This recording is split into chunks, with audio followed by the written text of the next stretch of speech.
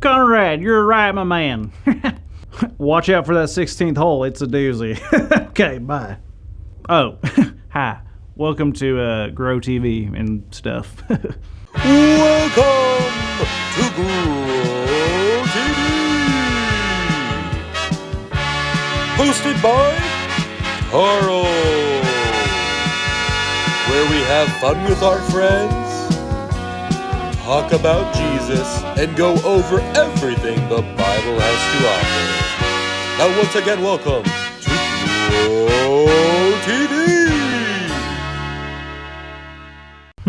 Do I want 12 gold statues of myself or 20 giant paintings of me fighting a grizzly bear?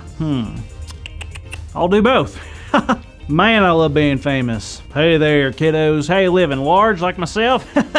I bet. Anywho, I'm not sure how much time I have today for Grow TV. Now that I'm famous, I don't have much time for anything but parties, award shows, banquets, and the occasional tennis match with my good friend Jimmy Fallon. Oh, what's that you say? I look and seem different?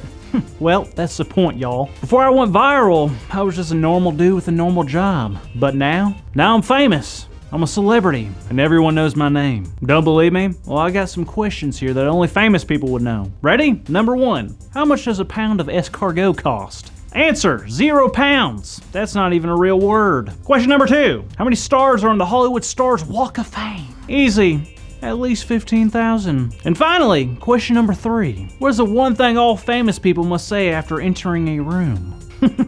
It's very simple. You walk into the room, you put your hands like this, then you say, "Howdy ho, I'm famous and I'm here." See? I told you. Now forget the old Carl. The new and improved Carl is here to stay. Oh, hey, Carl. Hi, Alan. Alan. My name's Andy. You know that. Oh, do I? I just know so many people now, it's hard to keep track. Well, I just heard about the viral video that you put out, and I just wanted to stop by and say congrats, man. That's awesome. Thanks. It's nothing really. It was just a matter of time. Matter of time before what? I'm sorry? Nothing. Also, just checking. Are you ready to go? Go? Go where? The laser tag team. We have that tournament today, and you said you would help. Oh, yes, that thing. I'm not sure I can give the proper time and energy into something that small. You see, I have such big plans. Well, you said you would help, and without you, we don't have a team, and we definitely have no chance at winning. I understand, Andy, but the golden statues for winning famous things aren't going to collect themselves. Oh, well, I just thought doing this and being a friend was important to you, but if it's not, it's cool. I get it. I'm going to go and tell the story now. See you later, Andrea.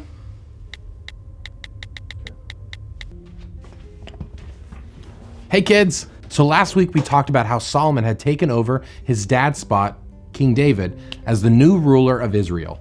Now, just like Carl apparently, Solomon was famous. I mean, really famous. He was going to be going down in history as one of the greatest kings of all time. And Solomon was going to try and do something big. You see, when King David was alive, he had tried to build a temple for God, and it was going to be big and wonderful. Now, God loved the idea of the temple, but David was told to wait because one day his son Solomon would go on to build it. Now, God had a plan, and King David may not have understood, but he listened to God anyway. So now Solomon is king, and he had already started his reign off on the right foot by offering sacrifices to God. But now it was time to build the temple. Now, this temple wasn't going to be some small little shack, no.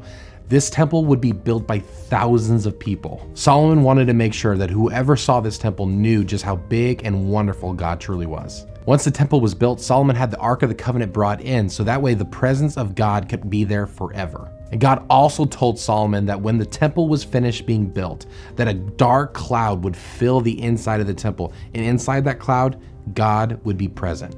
And guess what? The cloud appeared in the temple. God was so happy with it, and that made Solomon happy as well. You see, God gave Solomon more than he could ever ask for. See, God placed Solomon in that position not only to be famous, but to serve others, to help Israel, and to set an example. Solomon was very wise, he was very kind, he was very loyal, but he was also super grateful. He was grateful for all that God had done for him. So Solomon knew he couldn't just stand by, enjoy the fame, and not do anything in return. He knew he had to show his gratitude and give back to the God that had loved him so much. And he did that by simply giving his time and energy into building that temple. Now, we can learn from Solomon in a lot of ways. A lot of the times we get more than what we deserve. Most of us have houses and food to eat inside of those houses, but sometimes we get presents on our birthdays and we get to go on really fun trips. Even during tough times when our parents might be stressed about how to pay the bills, or maybe we're tired or there's a lot of going on so we're stressed, it might be hard to find things that we're grateful for. Every single day we get to try harder to be the people who God has called us to be. And we can be grateful for the air that we get to breathe right now, or the cool option that we get to talk to the God of the universe anytime we want. God has given us a full life of joy, of love, and forgiveness, and it is our job to be thankful and to give back to the God who has loved us so much. So you're probably wondering, how can we give back to God? And I'm going to tell you, we can do it in simple ways, like being nice to our friends and our brothers and our sisters, noticing and doing something when someone needs help, using less than what we need, maybe giving more than what we want to give. So many ways, but it all starts with having a thankful heart. And when we are thankful, we can give God what we have.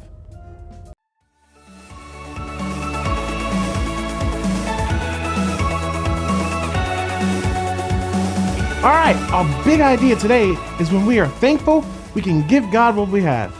So let's say it out loud on the count of 3. 1, 2, 3. When we are thankful, we can give God what we have. Great job, kids. Hey, kids, I think we should talk to a certain famous person and see how he's doing.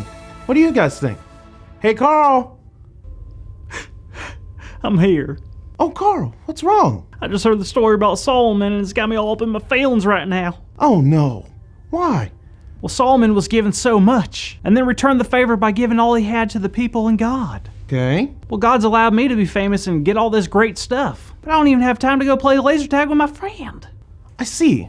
Well, Carl, don't beat yourself up. Just like Solomon and David, you'll make mistakes, but it's never too late to make it right. I guess you're right. Thanks, O'Shea. No problem. But you know, if you leave now, you could probably make the laser tag tournament. You're right. I could. Thanks, O'Shea. See you later, kids. Thank you for watching, and tune in next week for a new episode of Road Hero.